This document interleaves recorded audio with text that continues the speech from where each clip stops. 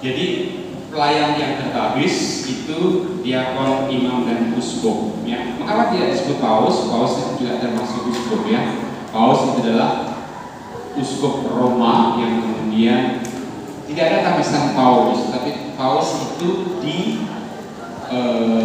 dalam konsistoro itu dipilih, kemudian dia di apa ya istilahnya sebenarnya? Istilahnya itu kemudian dinobatkan sebagai paus yang setelah terpilih kemudian dia upacara pengukuhan sebagai. Jadi bukan tabisan ya, paus bukan tabisan, tapi karena kepenuhan tabisan itu ada pada uskup, maka tidak ada tabisan paus ya. Paus bukan tabisan tetapi dikukuhkan. Oke. Fungsi kepemimpinan jelas ya, untuk memimpin, menjaga kesatuan jemaat, kesaksian rasuli ya, dengan ketakusan. Nah ini penting. Ada tabisan, ada karisma berbeda ya. Kalau Hierarchus yang ditabiskan, dia lalu mempunyai karisma untuk memimpin gereja. Tetapi di samping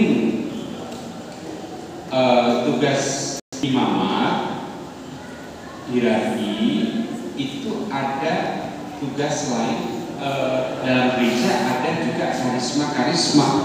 Ini minggu lalu sudah dibahas belum ya? 2 minggu lalu belum ya? Oke, kalau belum, jadi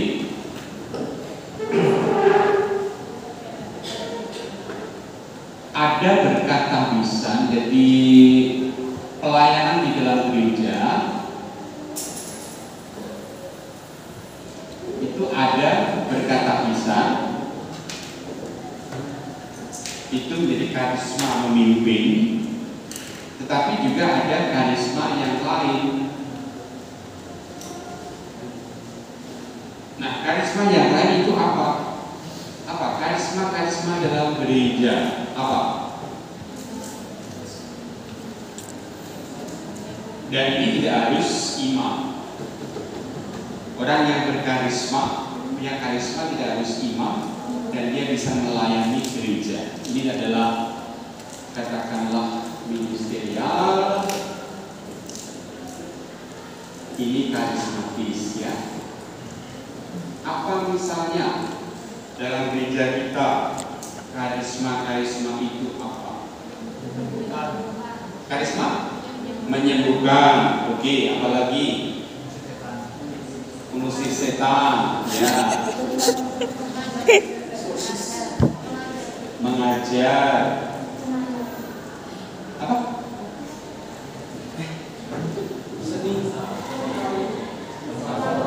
Oh, menerawang. Apa tadi? Mau bilang apa? Cenayang. Persisnya bukan itu, tapi karunia bernubuat, ya, karunia bernubuat. Jadi karena inspirasi Roh Kudus, ini ditemukan di mana karisma itu? Ini dasarnya biblis dalam surat Paulus kepada umat di Korintus 1 Korintus 12. Coba. Ada banyak karisma, tetapi satu roh, satu tubuh ya. Karisma bernubuat, karisma yang karismatik biasanya itu karisma apa? Berbahasa roh ya. Juga ada karisma untuk menafsirkan, membaca bahasa roh. Jadi orang yang punya bahasa roh, dia nggak paham dengan apa yang dia ungkapkan gitu ya. Karena itu Roh Kudus yang menguasai dia, sehingga lalu dia keluar bahasa roh itu nggak bisa dipahami. Tapi ada karunia yang lain yang bisa membaca, menafsirkan bahasa roh begitu ya. Oke. Bahasa roh contohnya seperti apa?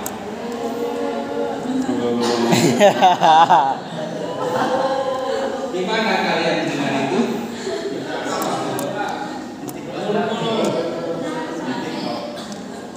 Karismatik ya. Nah, oke, begini. Di persusuan doa karismatik itu selalu, tidak selalu, tapi sering ya ada ada upacara doa yang kemudian diikuti dengan jadi ya. Ada kan? Ada. Ikut? Nah, itu bukan bahasa roh, ya. Itu ya apa ya istilahnya?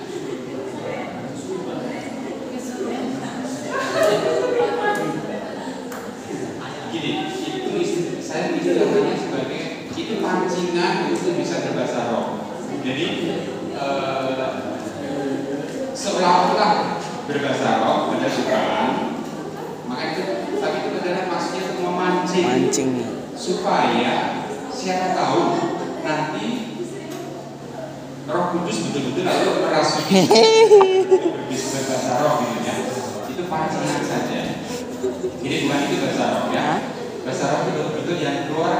kebaktian. Kalau itu kan dibuat-buat ya. Semua orang bisa, itu bisa. Semua orang bisa. Tapi ini betul-betul dari roh itu hanya roh saja, Roh Kudus saja yang akan memilih orang-orang tertentu untuk mengungkapkan bahasa roh itu gitu ya. Bahasa yang memang tidak bisa dipahami dan tapi ada orang yang bisa membaca menafsirkan bahasa roh. Oke? Jadi memang sering bahasa roh itu diidentikan dengan kelompok karismatik. Pada sebetulnya ya tidak ya. Orang yang bukan anggota karismatik bisa saja dia berbahasa roh ya dengan sendirinya itu bisa. Saya punya kenalan ya Ibu Emi, dia berdoa para imam, dia bisa berbahasa roh. Tapi itu pun juga pada saat tertentu saja, tidak selalu dia bisa. Hanya ketika dikuasai roh lalu akan dengan sendirinya dia berbahasa roh, meskipun tidak di dalam persekutuan doa. Ya, dalam entah itu bahasa roh itu akan dengan sendirinya dimanapun kapanpun ya tidak tergantung pada persekutuan doa. Jadi ini maka jangan identikkan bahasa roh itu dengan karismatik, tidak ya. Orang karismatik biasanya tadi belajar supaya bisa berbahasa roh karena memang boleh dikatakan dalam gerakan karismatik itu ya harapannya orang bisa berbahasa roh ya, padahal yang tidak selalu ya. Maka lalu ada tadi upacara ritus untuk memancing berbahasa roh lalu nah dalam doa kemudian diikuti dengan itu tadi ulul tadi itu ya. Oke. Baik. Nah karisma ada banyak tadi ya, nanti bisa dicek di kitab suci di Korintus. Itulah karisma karunia roh sehingga orang bisa pelayanan dengan karisma yang dia miliki. Kalau karisma penyembuhan itu, nah orang yang punya karisma penyembuhan memang lalu dia bisa menyembuhkan berbagai macam penyakit. Itu juga karena karisma dari roh sendiri. Tapi bukan dukun loh ya, berbeda ya dengan dukun ya. Oke, dukun itu kita kan tidak boleh pergi ke dukun ya. Tapi kalau ada orang Katolik yang kemudian mempunyai karisma untuk menyembuhkan, itu tidak apa-apa ya. Oke. Tapi bukan dukun ya. Oke, ini yang tadi ya ada karisma-karisma di dalam gereja. Nah kalau yang tak bisa itu lalu dia punya kemampuan yuridis namanya ya, yuridisi, kemampuan yuridis untuk menjalankan tugas dan wewenangnya bersumber dari sakramen tahbisan itu. Apa itu wewenangnya apa? Orang ditahbiskan punya wewenang apa? Ada 3 yaitu wewenang untuk mengajar, menguduskan dan memimpin ya. Nah ini sebenarnya tugasnya siapa toh? Tugasnya Kristus ini dan tugas 3 tugas wewenang Kristus sendiri yang kemudian orang yang ditahbiskan ambil bagian di dalam tugas Kristus ini. Awam punya tugas ini enggak? Mengajarnya. Apa? Berkat baptis, kita juga punya tugas wewenang Kristus yaitu mengajar, menguduskan dan memimpin. Hanya mengajar, menguduskan, memimpin. Berbeda dengan para hierarki imam. Kalau imam itu menguduskan dalam Ekaristi, misalnya memimpin. Kalau awam menguduskannya bagaimana? Berdoa, ikut Ekaristi secara aktif, apalagi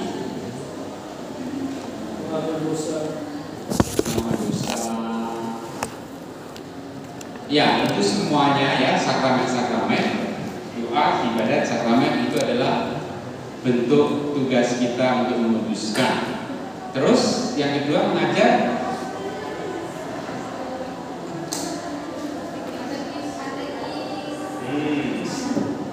Khotbah. Ya kalian semua ini ya, calon pengajar, ya calon pewarta, lalu memimpin apa? Di sekolah, oke. Misalnya nanti Anda menjadi kepala sekolah atau ketua RT atau ketua wilayah, ketua lingkungan, ibu rumah tangga, oke. Ya, jadi kita semua juga bisa mempunyai tugas memimpin, ketua himpunan, ya, oke, ya itu sudah nyicil ya, oke, baik. Baik, nah itu sudah ada ya. Jadi katakanlah kita juga sebagai awal pun itu juga punya tugas, 3 tugas Kristus itu. Hanya memang bentuknya berbeda-beda sesuai dengan peran kita masing-masing. Juga memimpin bisa diartikan menyatukan, ya. Ini doanya Santo Fransiskus itu ya yang berlaku ya. Jadikanlah aku membawa damai. Bila terjadi kecemasan, jadikanlah aku membawa terang. Ketika terjadi perselisihan, jadikanlah aku membawa damai. Ketika terjadi kesesatan, jadikanlah aku dan seterusnya ya. Itu tugas menyatukan, memimpin juga ya. Kita semuanya bisa melakukan itu. Oke. Ketika lapar tidak ada ya. Beda. Ya makan. Ketika ada orang lapar, Kita memberi makan ya. Oke, baik. Itu tugas kita. Lalu lanjut.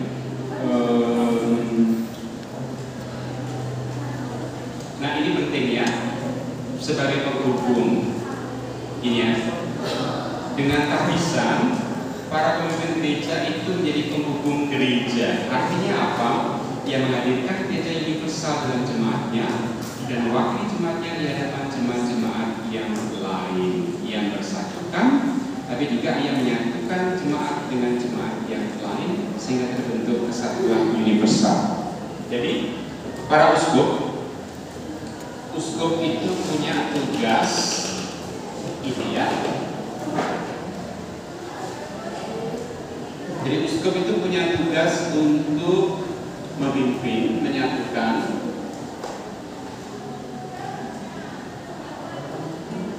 jadi dia menyatukan keuskupannya ya.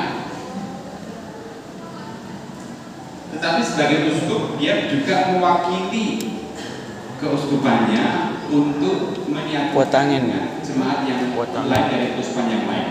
Uskup Semarang itu menyatukan umat di Keuskupan Agung Semarang, sekaligus dia menyatukan umatnya di Semarang dengan umat di Jakarta, dengan uskup di Jakarta. Maka kesatuannya dengan uskup di Jakarta, umat kita Semarang dengan Jakarta menjadi satu karena dipimpin oleh uskup. Kita punya uskup Semarang, Jakarta punya uskup Jakarta.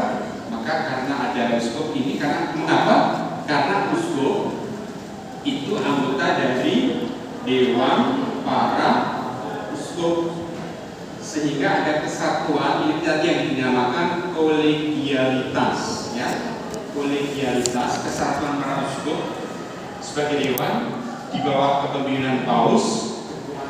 Mereka menyatukan seluruh gereja. Kesatuannya terjadi bagaimana? Tadi di keuskupannya itu menyatukan umatnya dengan keuskupan yang lain, itu menyatukan umatnya dengan umatnya keuskupan yang lain. Itu terjadi di seluruh dunia sehingga terjadi kesatuan universal ya. Jadi komunio ecclesiarum, kesatuan gereja seluruh dunia itu bisa terjadi karena ada dewan para uskup. yang menyatukan satu sama lain. Ya, di keuskupannya dia menyatukan umatnya dengan keuskupan yang lain bersama uskup yang lain menyatukan jemaat-jemaat yang ada. Jadi lalu terjadi kesatuan universal, kesatuan seluruh gereja, dinamakan Communio Ecclesiarum, ya, persekutuan seluruh gereja seluruh dunia, ya, begitu ya. Jadi itu adalah gereja universal, membentuk gereja universal, tetapi secara nyata itu di dalam gereja lokal, yaitu keuskupan masing-masing. Paham ya? Oke. Nah, ini yang dikatakan tadi sebagai penghubung. Jadi berkat uskup, lalu ada kesatuan seluruh gereja di seluruh dunia, ya, gereja universal. Maka sebagai penghubung gereja itu tugasnya para uskup. Uskup tampak di dalam pembimbingan dan Ekaristi, ya, memimpin Ekaristi, karena dalam Ekaristi itu ada komunio, kesatuan seluruh umat. Tetapi dalam Ekaristi juga tidak hanya kesatuan umat, tetapi juga kesatuan dengan apa? Komunio, persekutuannya tidak hanya umat yang hadir, tetapi juga persekutuan dengan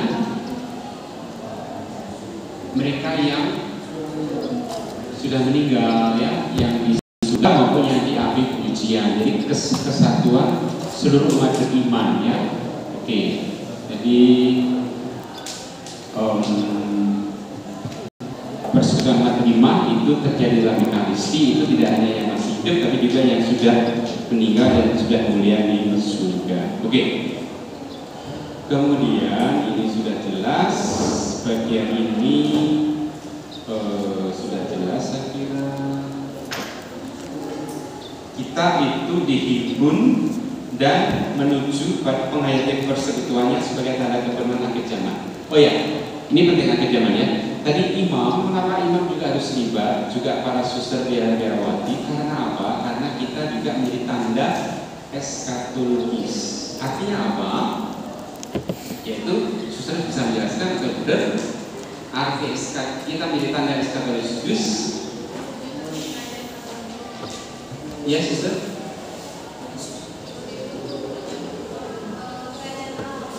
Kerajaan Allah. Oke, jadi untuk menjadi tanda bahwa nantinya di akhir zaman dalam kepenuhan kerajaan Allah itu orang tidak lagi kawin dan dikawinkan, maka semua orang nanti di surga itu selibat, gitu ya. Jadi nggak ada lagi kawin dan dikawinkan, jadi semuanya itu hidup dalam kemurnian, ya, itu hidup nantinya. Nah, tandanya sekarang ini ditunjukkan oleh para imam, biarawan, biarawati. Jadi imam biarawati itu menjadi tanda eskatologis, tanda bahwa hidup nantinya itu tanda ya seperti ini, tidak kawin dan dikawinkan, tidak menikah, gitu ya. Oke. Baik. Lalu berikutnya hidup atas sabda Allah, jelas pembangunan gereja itu sampai akhir dari zaman nanti, ya.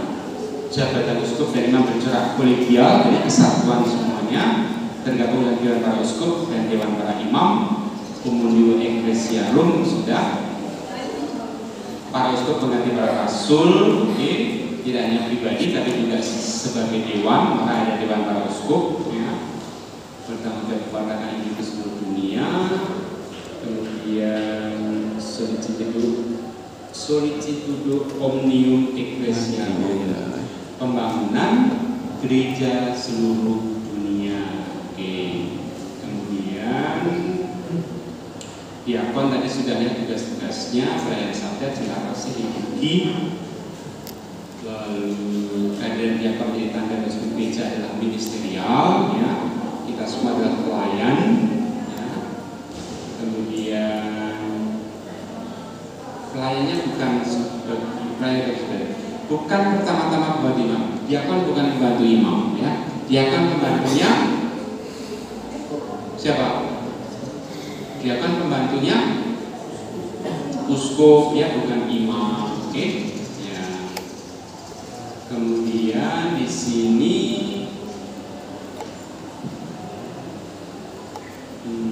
sudah jelas tukang wisata itu sudah.